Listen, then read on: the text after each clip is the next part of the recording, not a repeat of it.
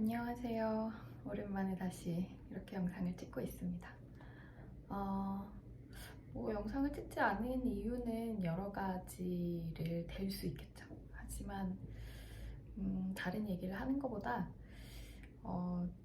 이거를 책을 그냥 바로 읽어드리면 좋지 않을까라는 생각이 들어서 오늘은 책을 바로 그냥 읽어드리겠습니다.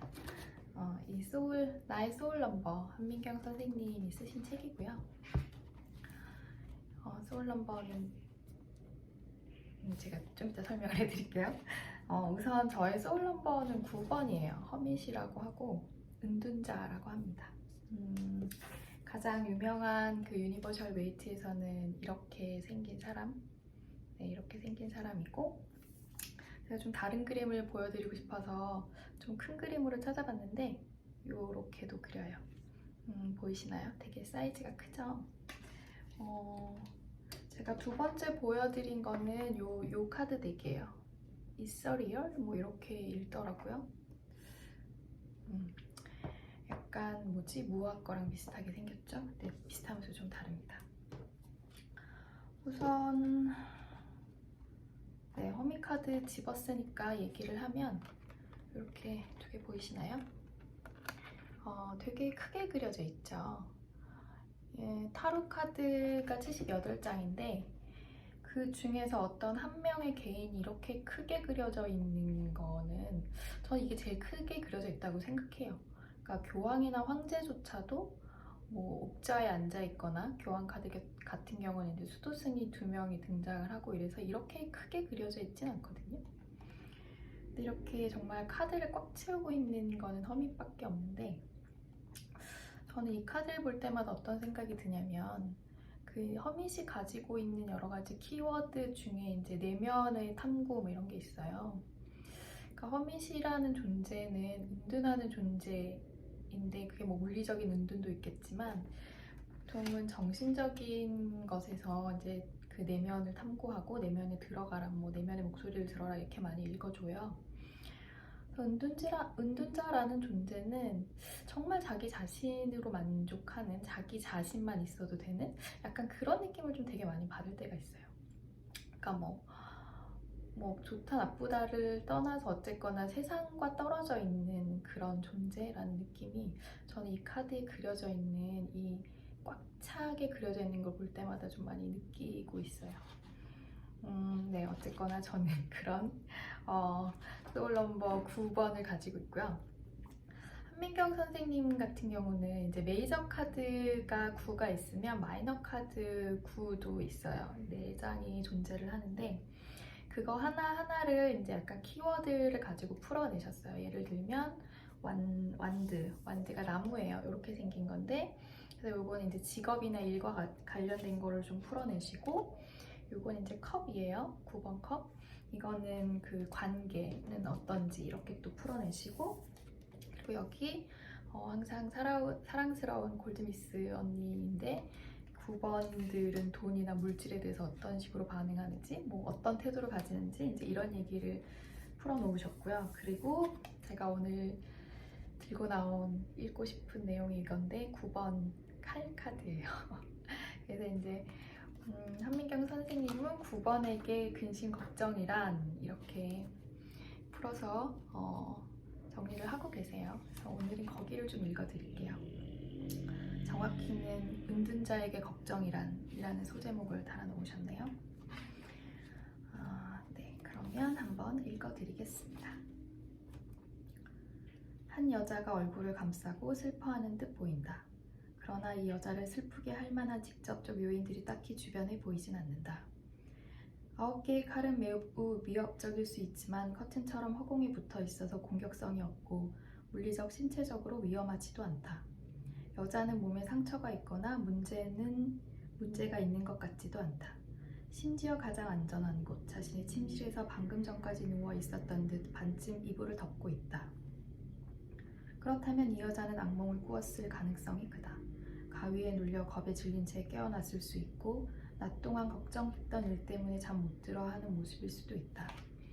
어떤 추론이든 이 여자는 현재 실질적 고난이 아니라 망상적 고통 때문에 힘들어하고 있다고 볼 수 있다. 소울 넘버 9번에게 근심이란 이런 것이다. 이들은 당장의 자기 처지가 훨씬 힘들 수 있는 상황이 다가오지 않은 미래, 일어나지 않을 일들, 돌이킬 수 없는 과거, 그리고 현재 내 눈앞에서 일어난 타인의 문제 등에 더 몰입하고 걱정한다. 왜 이럴까? 이들이 남다른 희생정신과 이타주의의 소유자라서는 아니다. 물론 연민과 동정심, 그리고 약자에 대한 안타까움 등의 감정이 강하긴 해도 그것은 그런 처지와 상황에 대한 감정적 반응일 뿐 개개인에 대한 이해와 위로가 가능한 공감과는 다르다. 거듭 말하지만 소울 넘버 9번의 시점은 높은 산에 서서 세상을 내려다보는 시점이다. 일주일 정도 세상 돌아가는 뉴스만 계속 본다면 총기 난사 사건, 묻지마 살인, 정치인의 부패, 전쟁 고아들, 환경 파괴 문제 등 세상 우울해지는 뉴스들만 접하게 될 거고 정신병에 걸릴 것 같은 답답함을 호소하게 될 것이다. 소울 넘버 9번의 시점이란 바로 그런 세상을 늘 보고 있는 상태다. 가장 사적인 곳에서 가장 공적인 슬픔에 빠지는 것이다. 다행히 이들은 너무 높은 곳에서 그 모든 상황을 접하고 전체적인 문제로 파악하기 때문에 마치 소리를 끄고 호러 영화를 보는 것과 비슷하다. 주변에 일어나는 모든 사건에 일일이 영향을 받진 않지만 그래도 예민해지고 이유 모를 감정적 문제에 스스로 컨트롤이 되지 않을 수 있다. 그러다 보면 주기적으로 업앤다운이 심해지고 슬럼프 같은 무기력증도 종종 나타난다. 하지만 본인이 그 이유를 알기 어려우니 주변 사람들로선 가끔씩 이렇게 발작하는 9번을 이해하는 것이 더더욱 어렵다. 그래서 소울 넘버 9번의 약점은 늘 스스로 컨트롤이 어려운 자기 멘탈이다. 평소엔 타인의 눈치를 전혀 안 보는 텅스텐급 정신 승리를 보여주다가도 어느 날은 쿠쿠다스처럼 폭삭 부서져 정신을 못 차린다. 극도로 상태가 안 좋을 때는 심한 피해의식을 느끼고 자학적이 되거나 가까운 사람들을 지을 때까지 다그치기도 하면서 관계에 문제를 일으킨다. 이런 이유로 소울 넘버 9번에게는 문화적 요소와 향유가 중요해진다. 어느 정도는 현실 도피, 의도적 외면, 자기만의 세계로의 셀프 감금, 덕질 등을 통해 자신의 세계관을 단단하게 정립할 필요가 있다. 악몽은 악몽일 뿐이다. 그리고 모든 꿈은 꿈보다 해몽이다. 자신의 불안정한 심신을 어떻게 달래고 어떻게 승화시키냐에 따라 남다른 아이디어와 솔루션을 가진 독창적 캐릭터를 만들어낼 수 있다. 소울 넘버 9번에게 마음과 정신의 상처는 장애물이 아니다. 거기서부터 스스로 개척해 나갈 새로운 길이다. 이렇게 써주셨어요. 지난주에 이랬습니다. 네. 제가 이거 보면서 예전에 읽고 이제 지난주에 소울 넘버 연도 카드 이런 거 하면서 다시 한번 찾아봤을 때 그 평소에는 텅스텐급이다가 어느 날 쿠쿠다스처럼 폭삭 무너진다는 걸 보면서 아 진짜 맞는데? 이런 생각을 했어요. 근데 알면서도 그게 참 바로 헤어나오기가 쉽지가 않은 게 항상 그 어떤 마음 또는 그쵸 어떤 이런 심리적인 고민이 생길 때 겪게 되는 것 같아요. 그래서 지난주에 그러니까 뭐랄까요? 사실 이렇게 해결을 못할 건 아니고 해결을 할 수는 있겠지만 어쨌거나 갑자기 좀 이렇게 뭔가가 밀려와서 제가 좀 스스로 조정하기 힘들 때가 가끔씩 있거든요. 그래서 그럴 때는 그 어떤 것도 사실 입 밖으로 잘 나가지 않죠. 그냥 수다를 떨거나 이런 건 하겠지만 뭔가 나를 드러내거나 뭔가 내면의 얘기를 해야 되는 거는 되게 안 되더라고요. 다 입을 닫게 되는 것 같아요. 여기 보면 그러니까 한민경 선생님이 그런 얘기를 해놨죠. 어느 정도 현실 도피해라, 덕질해라, 셀프 자기감금해라 이렇게 얘기를 하셨는데 작정하고 그렇게 한 건 아니고 지난 연휴 동안은 좀 아무것도 안 하려고 했습니다. 아무것도 안 하려고 했고 그 와중에 요즘 소소한 얘기긴 하지만 제가 스타트rek과 스타워즈를 다 좋아하는데 만달로리안이라는 스피노프 드라마의 존재를 알고 베이비 요다의 존재를 알고 그래서 좀 기뻐졌어요. 그래서 네 진짜 다른 얘기인데 베이비 요다 생각하면서 요즘 되게 즐거워하고 있습니다.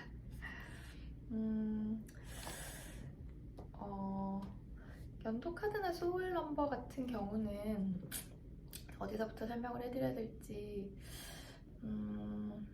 어쨌거나 다시 그래도 얘기를 해보면 믿냐 안 믿냐는 저는 그건 대답해 드릴 수 없는 문제라는 생각이 들어요.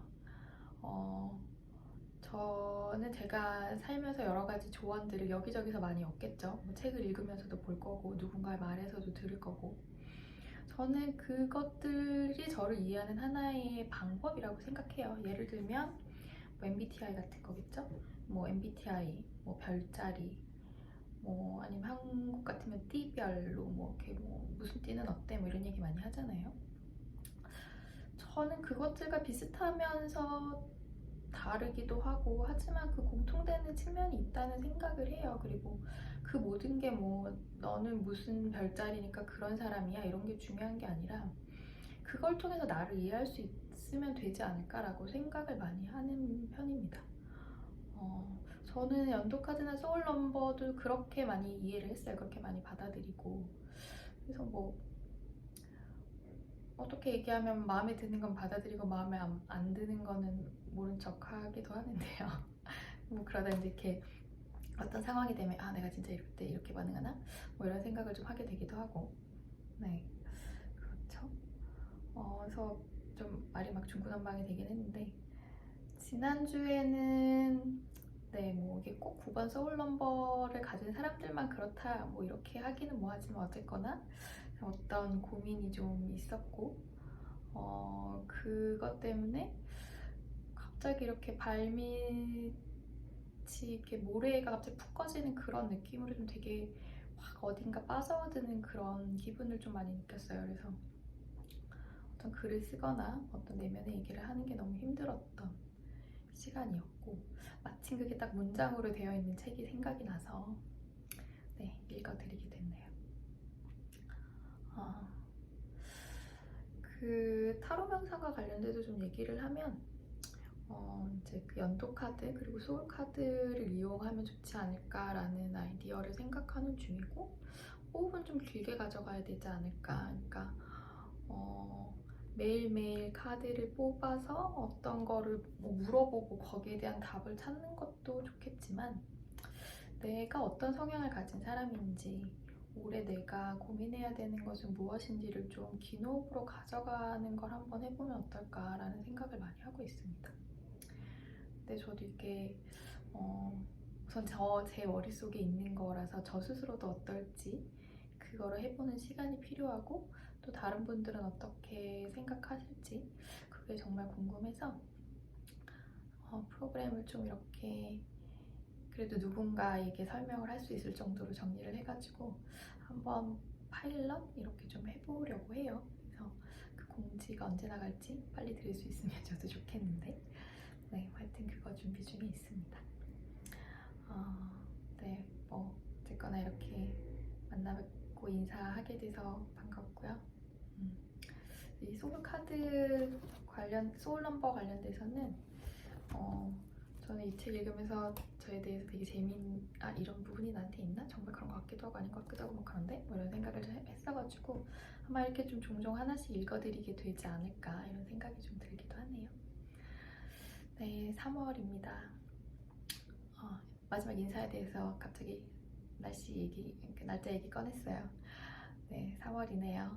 한국에서는 1월보다 더 이렇게 뭔가 새로운 걸 시작하는 느낌이 되게 많이 드는 때가 또 3월이 아닌가라는 생각을 하게 됩니다. 다들 좋은 시작들 하시길 바라고요. 만약에 그게 좀 잘 안 되는 것 같다 그래도 괜찮아요. 뭐 또 하면 되죠. 그건 저한테 하는 얘기기도 합니다. 네, 그러면 오늘은 이 정도에서 마무리하도록 하고요. 네, 또 뵙도록 하겠습니다. 들어주셔서 감사해요. 안녕.